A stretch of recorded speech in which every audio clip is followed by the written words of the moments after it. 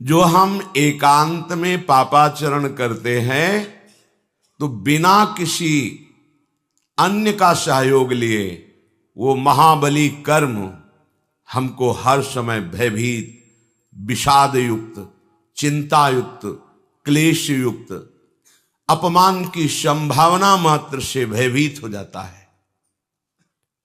आगे जो महान भय, जन्म मरण, नरकादि यंत्रणा, विविध प्रकार की नीच योनियों में जाना, ये तो उसके विवेक में ही नहीं आ रहा है। वो वर्तमान के भय विषाद से जलता रहता है। इसलिए हमें अत्यंत आवश्यक है भगवत प्राप्ति। हमारा शरीर केवल कुछ समय के लिए दिया गया है। इस पर हमारा अधिकार केवल सत असत आचरण करने के लिए है। पूर्व पाप और पुण्य का फल भोगने के लिए और नवीन कर्म करने के लिए यह शरीर मिला हुआ है, कुछ समय के लिए। जितनी और योनियां हैं उनमें केवल वो अपने पाप और पुण्य का कर्म फल ही केवल भोग सकती है, चाहे देव योनि क्यों ना हो। वो नवीन कर्म नहीं कर सकते। इसलिए केवल मनुष्य शरीर को ये योग्यता दी गई है कि वो नवीन कर्म कर सकता है। प्रारब्ध के अनुसार जब हमारा पुण्य बल होता है तो अनुकूल परिस्थिति आती है, और जब पाप प्रबल होता है तो प्रतिकूल परिस्थिति आती है। इन दोनों परिस्थितियों को भजन करने वाला उपासक मुस्कुराते हुए पार कर जाता है। इसलिए पाप और पुण्य उसके परमार्थ में बाधा नहीं दे पाते। पर जो भगवद विमुख है, भगवत भजन नहीं करता है, वो इसी में रचपच कर नष्ट हो जाता है। अनुकूलता आई तो अहंकार बढ़ा, और अहंकार आया तो सारे दोष पुनः वैसे ही होने लगे जैसे पूर्व कर्मों में होते होते हमें अनंत जन्मों से भटकना पड़ा। वैसे फिर मनुष्य जन्म में वही कर्म होने लगते हैं जिससे हमारा भटकना बंद नहीं होता। अगर प्रतिकूल परिस्थिति आई तो ऐसी संकट, ऐसी विषाद भरी परिस्थिति कि उससे उबर ही नहीं पाता है। वो पूरा जीवन घुट घुट करके फिर वही जन्म मरण का चक्र। बहुत आवश्यक है हमें भजन करना, बहुत आवश्यक है हमें प्रभु से मिलना। अगर प्रभु नहीं मिले तो ये महान दुख हमें छोड़ेगा नहीं। ये बलवान कर्म के पंजे से निकल पाना बहुत कठिन है। कर्म का ऐसा पंजा है कि बड़े बड़ों को जलाता रहता है। ये ऊपर से मुंह चुपड़ी बात कह देना, मुस्कुरा देना अलग बात है। हृदय को ताप रहित करने के लिए केवल केवल भगवद आश्रय है। इसलिए बहुत आवश्यक है। हम जो भी करते हैं, हम जलना नहीं चाहते, हम अशांत नहीं होना चाहते, हम शांति चाहते हैं, शीतलता चाहते हैं, सुख चाहते हैं, प्रेम चाहते हैं, और ये जगत में है नहीं। इसलिए हमें प्रभु का आश्रय लेकर भजन करना अनिवार्य है। नहीं समझोगे भटकोगे, समझ जाओगे इसी जीवन में वो सुख प्राप्त करोगे जहां दुख का लेश भी नहीं है। और जो भगवद आश्रित है तो ये सारी माया उसके अनुकूल हो जाती है। माया और कोई नहीं, मां है, ये भगवती मां है। ये त्रिगुणात्मिका माया भगवती अम्बा ही है, दूसरा कोई नहीं है। जब हम इन पर गलत भाव कर लेते हैं, हम माया के भोक्ता बनते हैं, तब हमें दंड रूप से ये क्लेश, अशांति, विषाद, जन्म मृत्यु ये हमें प्राप्त होता है। और जब हम प्रभु की शरण में होकर प्रभु का भजन करते हैं तो अम्बा देखती है कि सही मार्ग से चल रहा है तो अनुकूलता प्रदान कर देती है। अर्थात जो बाधा पहुंचानी होती है उसे रोक देती है। काम, क्रोध, लोभ, मोह, मद, मत्सर सब इनकी ही शक्तियां हैं। ये सब शांत हो जाती हैं। सोचो, जिस हृदय में कोई कामना नहीं, जिस हृदय में कहीं किसी तरह का क्रोध नहीं, लोभ नहीं, मोह नहीं, मद नहीं, कैसा शीतल हृदय होगा वो।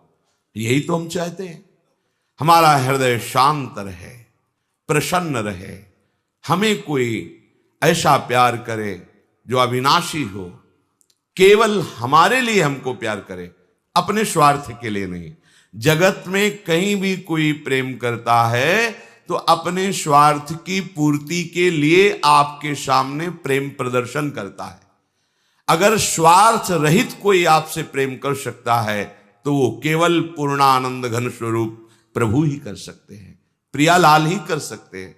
भ्रम में मत रहिए, समय नष्ट मत कीजिए। कोई आपको प्यार नहीं करता, अपनी अनुकूलता को प्यार करता है। आप मान लेते हैं कोई हमें प्यार करता है। अगर कोई प्यार करता है तो हेतु रहित जग जुग उपकारी, तुम तुम्हार सेवक असुरारी। प्रभु और प्रभु के समान भजन करके भगवत भाव को प्राप्त हुए प्रेमी महापुरुष, ये दो ही ऐसे हैं जो बिना स्वार्थ के प्रेम करते हैं। अन्यथा सब की एक ही रीति है, वो किसी से भी प्रेम करता है तो स्वार्थयुक्त करता है। स्वार्थ लागी करत सब प्रीति, सुर नर मुनि सब ही की रीति। एक प्रभु और प्रभु के प्रेमी महाभागवत जन। इसीलिए हमें अप्रमाद में समय नष्ट नहीं करना। श्री भगवान कह रहे, जरा मरण मोक्षाय मामाश्रित्य यतन्ति ये, ते ब्रह्म तद्विदुः कृष्ण मध्यात्मं कर्म चाखिलम्। वृद्धावस्था और मृत्यु से बहुत जल्दी मुक्ति पा लीजिए, भगवान आदेश कर रहे हैं। जो मनुष्य मुक्ति पाने का उपाय मेरा आश्रय लेकर प्रयत्न पूर्वक भजन करता रहता है, उसे संपूर्ण ब्रह्म का बोध हो जाता है, अध्यात्म को जान जाता है और संपूर्ण कर्म के रहस्य को जान जाता है। जो जरा मरण से मोक्ष पाना चाहता है, पहला उपाय है श्री भगवान की शरण। वो हम कैसे हो ये भी नहीं जानते, तो फिर भगवान कृपा करके अपने प्रेमी महाभागवतों का संग दे देते हैं। भगवत भक्तों की कृपा से भगवत शरणागति प्राप्त होती है। सीधे प्रभु की शरणागति प्राप्त होना बड़ा ही कठिन है। इसीलिए भगवान सदगुरुदेव रूप में बंदों गुरुपद कंज कृपा सिंधु नर रूप हरि, महामोहतम पुंज जासु बचन रवि कर निकर। पर ध्यान दीजिए, गुरुदेव का वर्ण किया जाता है संसार से मुक्त होने के लिए, और इस वर्ण का स्वरूप होता है मन से, वचन से, आचरण से। आज से हम आपके सदैव आज्ञानुसार बर्ताव करेंगे। तन वांग मनोभिर अमलई सोहम तवई वाश्रिता। मैं मन वचन कर्म से अन्य किसी कामना का आश्रय लेकर नहीं, केवल भगवत प्राप्ति के लिए हे स्वामिनी जू, हे सदगुरुदेव जू, आपकी शरण में सोहम तवई वाश्रिता।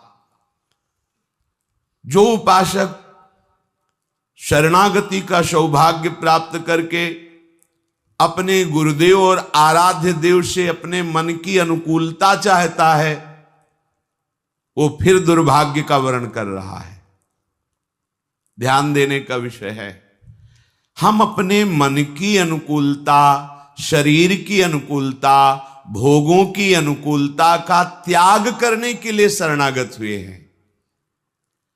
वो हमें जो आदेश कर रहे हैं, उस आदेश में मूल में छुपा होता है राग त्याग। भले प्रगट में आपको राग दिखाई दे कि इनके आदेश में राग दिखाई दे रहा है, इनके आदेश में तो ऐसा लग रहा है विषय त्याग है ही नहीं, पर वो आदेश आपको जब अक्षरशः पालन करोगे तो अनुभव कराएगा कि आप विषय त्याग की कितनी ऊंचाई पर चढ़ गए हैं। इसलिए बिल्कुल बुद्धि नहीं लगानी, बुद्धि को उनकी आज्ञा में समर्पित कर देना है। कोई बड़ा भाग्यशाली उपासक होता है, जीवन अर्पित करके एक एक कदम उनकी आज्ञा के अनुसार चलता है। अब जोई कहें करें हम सोई, बस ये जीवन बना लेना चाहिए। अगर ये जीवन बन गया तो जरा मरण मोक्षाय के लिए आपको अन्य कोई साधन नहीं करना पड़ेगा। अब आपको कोई चिंता नहीं होगी। जैसे चतुर केवट की नाव में कोई बैठ जाए तो निश्चिंत होकर नदी पार हो जाता है, उसको चिंता नहीं रहती। ऐसे चतुर खेवैया सदगुरुदेव की आज्ञा रूपी नौका पर जो उपासक बैठ गया, सुखपूर्वक भव समुद्र से तर जाता है। उसे पता ही नहीं चलता हम कितना भव समुद्र से बाहर हो चुके हैं। और जो तैर करके जाना चाहता है तो अथाह और अगाध है, बड़ा मुश्किल है। कोई बिरला तैर करके जाना, कोई बिरला। उस बिरले में भगवान या भगवान ही कृपा करके ऐसा बल दे जो निर्विघ्न पंथ निर्वाही, सो कैवल्य परम पद लहाई। और वो कैवल्य परम पद जो भगवद आश्रित गुरुदेव की आज्ञा पर चलते हैं, उनको ऐसा सुख प्राप्त होता है, दीयमानम न गृहणंती, वो देने पर भी उसे स्वीकार नहीं करते। नहीं चाहिए परम पद, बस आपके निरंतर संग में, आपकी मुख माधुरी का पान करते हुए, लीला गुण का गायन दर्शन करते हुए सदैव हम आपके श्री चरणों की दास्ता में रहे। मुझे और कुछ नहीं चाहिए। दीयमानम न गृहणंती बिना मत सेवनम जनाहा। हम शरणागत के भाव को समझें। यदि अपना अस्तित्व हम बनाए रखे तो शरणागत हमने किसको किया? तन हमारी अनुकूल वृत्ति के अनुसार, मन हमारी अनुकूल वृत्ति के अनुसार, वचन हमारे जैसे मन में आया वैसे बोले, और हम अपना अस्तित्व स्त्री पुरुष शरीर आदि को लेके। तो शरणागत आपने किसको किया? एक नाटक ही तो किया, आप शरणागत तो हुए नहीं। शरणागत तो तनु वांग मनोभिर अमलई सोहम तवई वास्यता। तनु ये बिक गया, आप जैसा गुरुदेव आदेश करेंगे। मन, अब तुमको ऐ मन गुरुदेव की आज्ञा के अनुसार संकल्प करना होगा। स्वेच्छाचारी मन, अब तेरा स्वतंत्रता का खेल खत्म हो गया। अब तो तुझे गुरु की आज्ञा में परतंत्र होना पड़ेगा। जिसका मन गुरुदेव की आज्ञा में परतंत्र होता है, माया उसे कभी परास्त नहीं कर सकती। जिसका मन स्वच्छंदता पूर्वक विचरण करता है, वो माया में प्रकृति में ही होता है। वचन पातिव्रत धर्म की तरह रसना कटो जो अन रटो। सोहम प्रियाजू के चरणारविंद में अर्पित। अब क्या जरा और मरण का कोई भय रह जाएगा? नहीं। शरणागति मात्र से भगवान कह रहे हैं वो संपूर्ण ब्रह्म को जान जाएगा, अध्यात्म को जान जाएगा, कर्म के रहस्य को जान जाएगा। क्योंकि इसके जनाने वाले स्वयं जगत गुरु प्रभु हैं, जिनका आश्रय लिया गया है, हम जिनकी शरण में हुए। बस शरणागति के भाव को समझना है। शरणागत तो शास्त्रों हो रहे हैं, पर शरणागत की रहनी और आचरण कोई बिरला ही कर पा रहा है। अपने अहम के द्वारा प्रेरित मन के अनुसार चलना ये शरणागत का लक्षण नहीं है। आराध्य देव गुरुदेव की आज्ञा के अनुसार मन को चलाना, शरीर की संपूर्ण चेष्टाएं उनके अनुकूल करना। श्री कृष्ण अनुकूलेन प्रतिकूलस्य वर्जनम। उनके प्रतिकूल स्वप्न में भी ना मन में, ना तन में, ना वचन में कोई चेष्टा निहाल हो गए। पर ऐसा शरणागत कोई बिरला ही होता है। इसलिए कोई एक पाव भगत जिमि मोरी। कोई बिरला मेरी भक्ति को प्राप्त होता है। कोई बिरला ऐसा है जो मोक्ष पद को प्राप्त होता है। क्योंकि ये एक शरणागति का सांसारिक संबंध जैसा व्यवहार करते हैं। सब वस्तु हमारी, सब चेष्टाएं हमारी, हमारे मन के अनुकूल, बस तो हम माना शरणागत। नहीं, तुम्हारा अस्तित्व ही नहीं है। जिसने अपने आपे को मिटा दिया है वही शरणागत है। यंत्रवत जीवन जिसका चलने लगा वो भगवत स्वरूप हो जाता है। बाद में खुद अनुभव होता है कि प्रभु कृपा करके हमारे हृदय में आकर विराजमान हो गए और वो सारी चेष्टाएं करा रहे हैं। जो गुरुजन महापुरुष हैं उनकी आज्ञा पर विचार करने का अवसर नहीं होता। अब विचार करेंगे, आपने कहा है, देखेंगे कैसा होगा, ये सांसारिक वार्ता में हो सकता है, लेकिन गुरुदेव की आज्ञा पर उनके द्वारा जो आदेश दिया गया है उसमें बिल्कुल विचार की गुंजाइश नहीं होती। जैसा आदेश हुआ वैसा ही हम अपने जीवन में, क्योंकि हमारा जीवन गुरुदेव का जीवन है। सच्चा शिष्य वही है जो गुरुमय हो जाए। सच्चा शरणागत प्रभु का वही है जो भगवनमय हो जाए, तन्मया। ये अनुभव होने लगे कि ये शरीर गुरुदेव का, ये मन गुरुदेव का, इसकी चेष्टाएं गुरुदेव की, और मैं स्वयं गुरु स्वरूप। ये हुआ शिष्य का स्वरूप। शिष्य की पवित्र शिष्यता गुरु की महामहिमा में ऐसे लीन हुई कि शिष्य शिष्य नहीं रह गया, वो गुरु स्वरूप हो गया। जानत तुम्हें तुम्हें हो जाए, तन मन वचन सब गुरुदेव स्वरूप हो गए। अब हो गई पूर्णता। जरा मरण मोक्षाय स्थिति अपने आप हो गई, क्योंकि इसी का तो भय था, और जिसका भय था वो समर्पित हो गया, और ऐसी जगह समर्पित हुआ कि जिसका था, जिसका है, जिसका रहेगा, उसी का हो गया। मेरा माना हुआ भ्रम नष्ट हो गया। समझिए, मेरा माना हुआ भ्रम नष्ट हो गया। ये भ्रम नष्ट हो जाना ही विशुद्ध ज्ञान है। जा सुकृपा सब भ्रम मिट जाई। भ्रम बना रहता है, क्यों? शरणागति कच्ची है। हम कहलाते शरणागत हैं, पर किसको शरण किया आप खुद प्रश्न करके देख लो अपने में। तन का वर्ताव स्वसुख वांछा से आप कर रहे हैं, मन का वर्ताव आप कर रहे हैं, वचन आपके हैं, आपका अस्तित्व शरीर में है, तो आपने शरणागत किसको किया? आप प्रश्न करके देख लीजिए अपने से, आपको उत्तर मिलेगा अहंकार को। अगर आप अब भी संभल जाए तो जितना समय है उतना प्रभु के चरणों में अर्पित कर दें, इतने से ही काम हो जाएगा। जितने मिनट है इतने से ही भगवत प्राप्ति हो जाएगी। मान लीजिए, शरणागत का बहुत बड़ा प्रताप होता है, पर अपना अस्तित्व तो हम नहीं मिटा पाते हैं, इसलिए अनुकूलता की मांग होती है। हम देखते हैं उपासकों को, अनुकूलता की मांग ही गुरुदेव की, आराध्य देव की कृपा समझी जाती है। ऐसा नहीं है।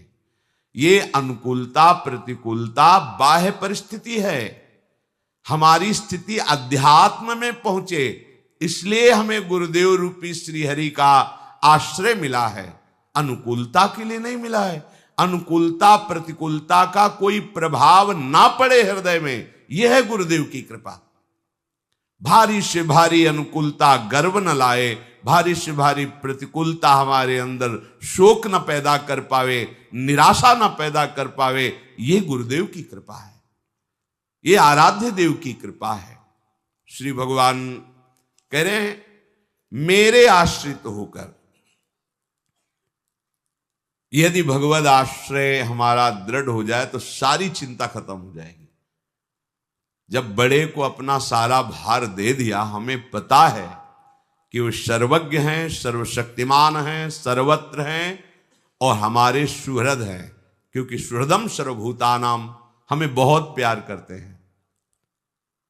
फिर हमें क्या चिंता, फिर क्या शोक?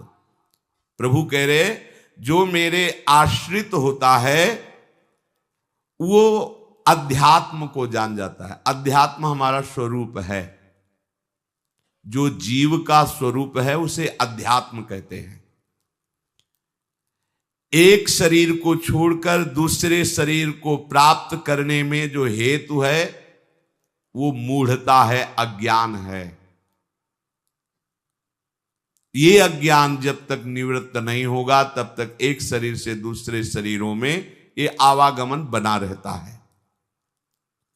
जिसको भगवद आश्रय से ज्ञान चक्षु प्राप्त हो गए हैं उसे विवेक कहते हैं, विशुद्ध विवेक। एक सेकंड में बड़ी से बड़ी समस्याओं को काट करके एकदम निहाल खड़ा है। यह केवल ज्ञान से ही हो सकता है, किसी के सहयोग से नहीं, अन्य किसी सामर्थ्य से नहीं। श्री भगवान ने एकादश स्कंद में उद्धव जी से कहा, हे उद्धव, तुम अध्यात्म मार्ग में चलने वाले उपासक हो, तुम्हें कोई गर्दन पकड़ करके पीट दे, ऊपर थूक दे, मूत दे, गाली दे, बांध दे, तो भी तुम अपने अध्यात्म से, आत्म विचार से अपने आप को बचा लेना, किसी बाहरी सहयोग से नहीं, किसी व्यक्ति के, किसी बल के प्रयोग से नहीं, आत्म विचार से। यही आत्म विचार ज्ञान चक्षु है।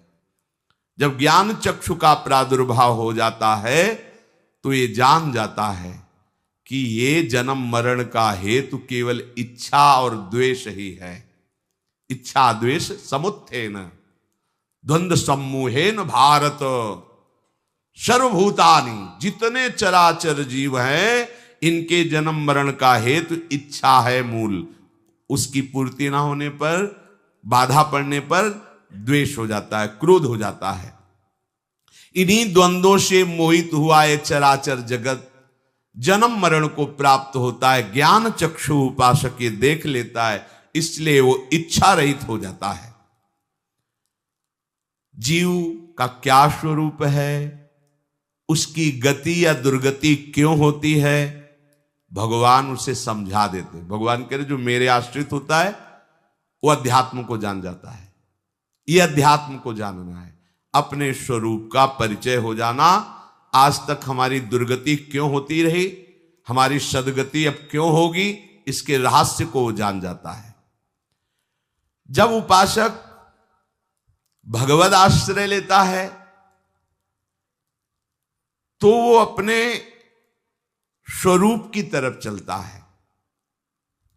जब जगत का आश्रय लेता है तो वो देह और भोगों की तरफ चलता है।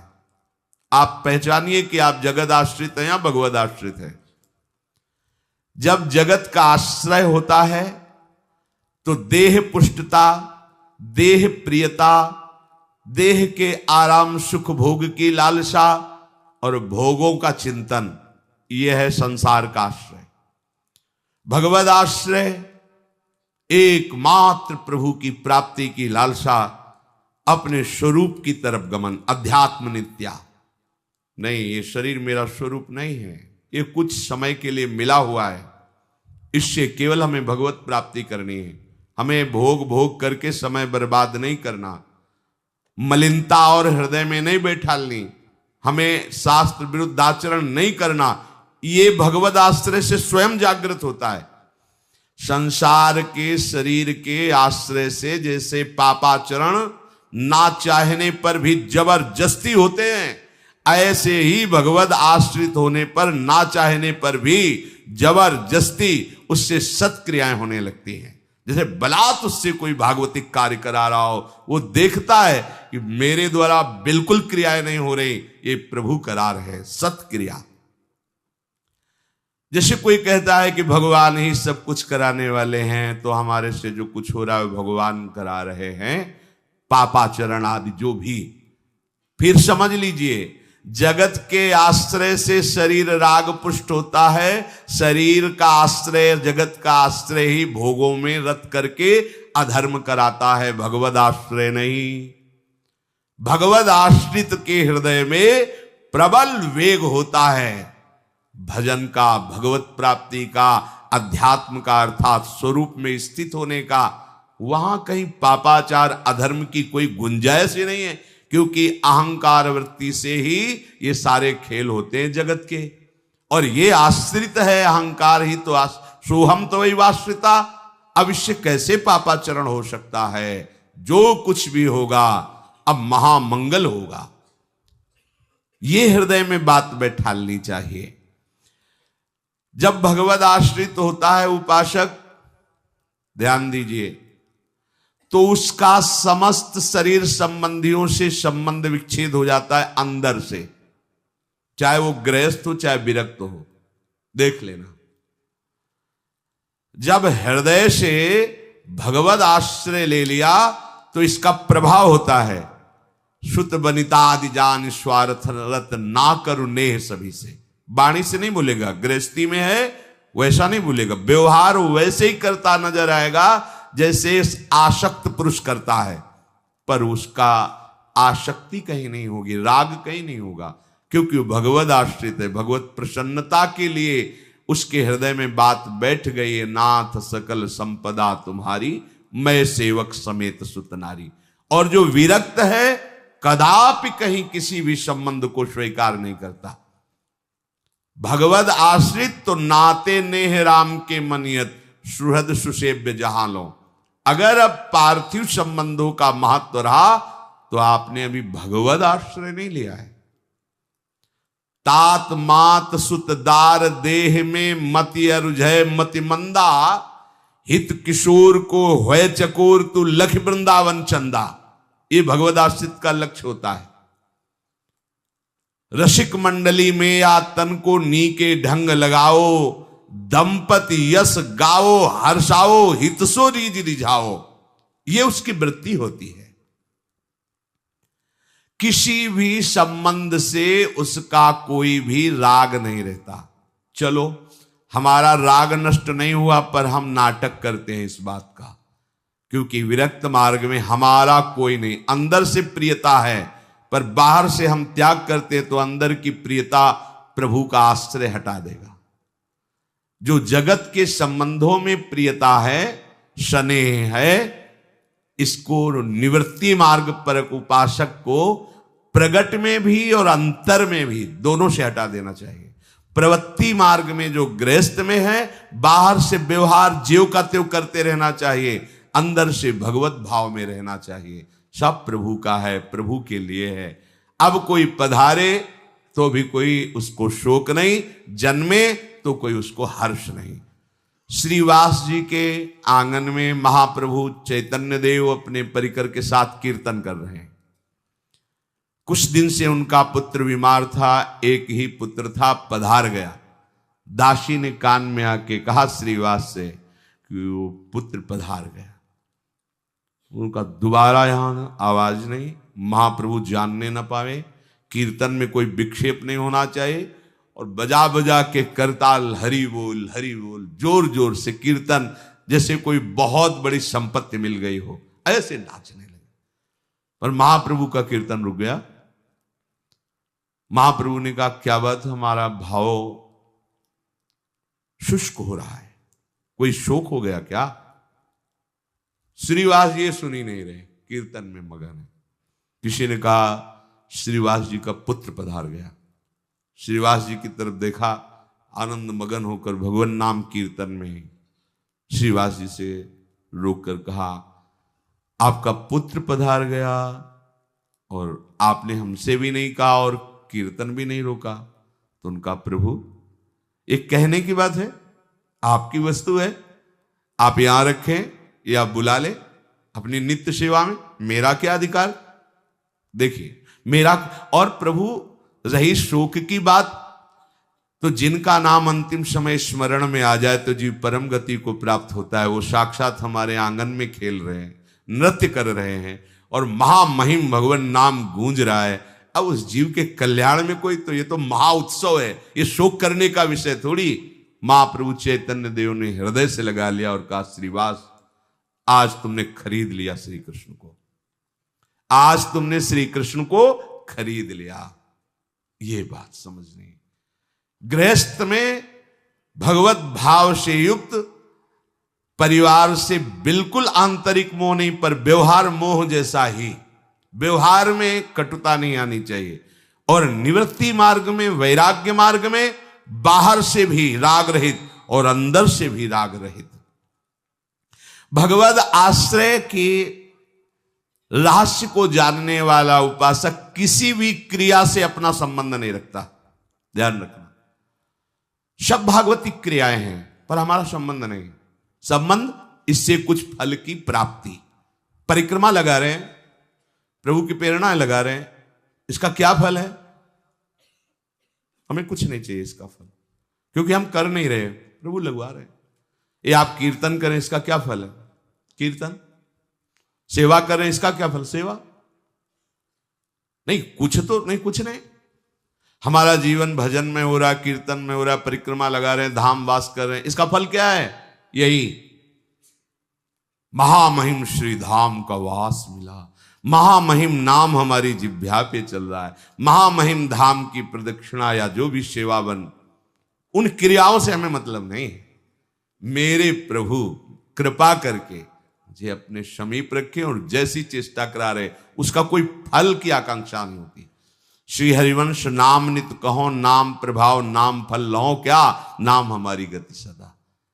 नाम का फल क्या है? नाम में प्रीति हो जाना।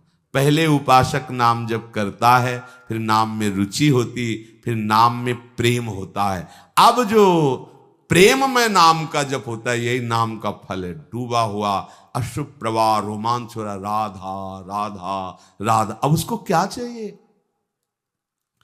किसी भी क्रिया से संबंध नहीं होता। अब क्रिया का संबंध और क्रिया संबंध रहित परिचय। आप परिक्रमा लगा रहे हैं, आधी परिक्रमा हो गई, आपको आदेश हुआ, आप तुरंत आ जाइए, आपकी ये सेवा है। एक बार भी मन में नहीं होना चाहिए कि परिक्रमा पूरी नहीं हुई, एक बार भी मन में नहीं आना जी। क्यों? बिका हुआ हमारा जीवन है, हमें ना परिक्रमा से मतलब है, ना हमें किसी अनुष्ठान से मतलब, हमें आदेश से मतलब है। या कोई घटना घटी आपकी परिक्रमा नहीं, आपको दुख नहीं होना चाहिए। प्रभु की जैसी इच्छा, जोई जोई प्यारो करे, सोई मुहि भावे, मोहि भावे। ये भगवद आश्रित का स्वरूप है, ये भगवत समर्पित का स्वरूप है।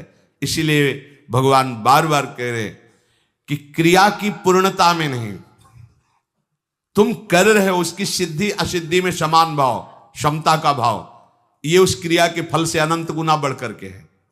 उस क्रिया में समान भाव, प्रमादवश नहीं छोड़ना। कोई भागवती कैसा आदेश आ जाए या दुर्घटना हो गई या किसी घटनावश शोक नहीं करना। आप परिक्रमा लगाएं, कुछ ऐसी बात हुई, परिक्रमा छूट, कोई परेशानी नहीं। आप बिल्कुल वैसे ही प्रसन्न मुद्रा में, क्योंकि हमको उससे कुछ लेना ही देना नहीं था। प्रभु करा रहे थे, हो रही थी, रोक दिया, रुक गई। हम प्रभु के आश्रित हैं। जो भगवद आश्रित होता है वो उपासक किसी भी क्रिया से अपना कोई भी संबंध नहीं रखता, क्योंकि ये शरीर प्रभु को समर्पित है। अब इसकी क्रियाएं प्रभु करवाएंगे। जो कर बड़ा साधन बन गया तो उसको कोई गर्व नहीं होता, और ऐसा लोक देखने में लगता है कोई साधन नहीं हो रहा तो उसे कोई शोक नहीं होता, क्योंकि वो इनके बल से नहीं, वो सीधे हरि के बल से है। अब गूढ़ बात का रहस्य हरिराम व्यास जी के, काहू के बल भजन को, काहू के आचार, व्यास भरोसे। मूल बात भरोसा उसको श्री लाडली जी के चरणारविंद से, न क्रियाओं से है न भजन से है। अभी ऐसी विक्षिप्तता में भजन रुक गया तो हमारी लाडली जो है ना संभाल लेगी। अगर अभी बिना भजन के शरीर छूट गया, हम भगवद आश्रित है, कोई ऐसी मूर्छा अवस्था, कोई ऐसी अवस्था, तो वो कह रहे उस समय मैं स्वयं आती हूं, वो आ जाएंगे। क्या हमें परेशानी? कितनी निश्चिंतता, कितनी बेपरवाही। वो अपने स्वरूप को जान जाता है, ऐसा भगवद आश्रित उपासक। स्वरूप को जानने का मतलब सही माने में हमारा जो स्वरूप है उसका किसी क्रियाहीनता से या क्रिया उत्तमता से कोई फर्क नहीं। वहां क्रियाओं की पहुंच ही नहीं, अपने स्वरूप कोई आवश्यकता नहीं, न सत्क्रिया न असत्क्रिया, स्वरूप की। अब वहां तक पहुंचे नहीं इसलिए है चलो ऐसा करो ऐसा ना करो। इसका परिणाम होगा कि कर्ता भाव ही लीन हो गया, क्रिया रहित हो गया, अर्थात मैं नहीं कर रहा हूं। यह अनुभव होता है बड़े बड़े महापुरुषों को, जो भगवत प्राप्ति के नजदीक पहुंच रहे हैं या जो भगवत प्राप्त हो गए हैं। कुछ नहीं हो रहा, सब कुछ होते हुए कुछ नहीं हो रहा। करें करावें आप सब जनहि बड़ाई दे। तीनों लोग 14 भुवनों में जितने भी चराचर जीव हैं उन सबके स्वरूप का उसे ज्ञान हो जाता है। तो अलग अलग वो चिंतन करता होगा कि चींटी का क्या स्वरूप, हाथी का क्या स्वरूप। नहीं। जैसे कांच के महल में खड़े हो तो हजारों लाखों रूप तुम्हें दिखाई दे रहे हैं, लेकिन वो किनके हैं? अपने हैं ना, तो जान गए ना लाखों रूप को।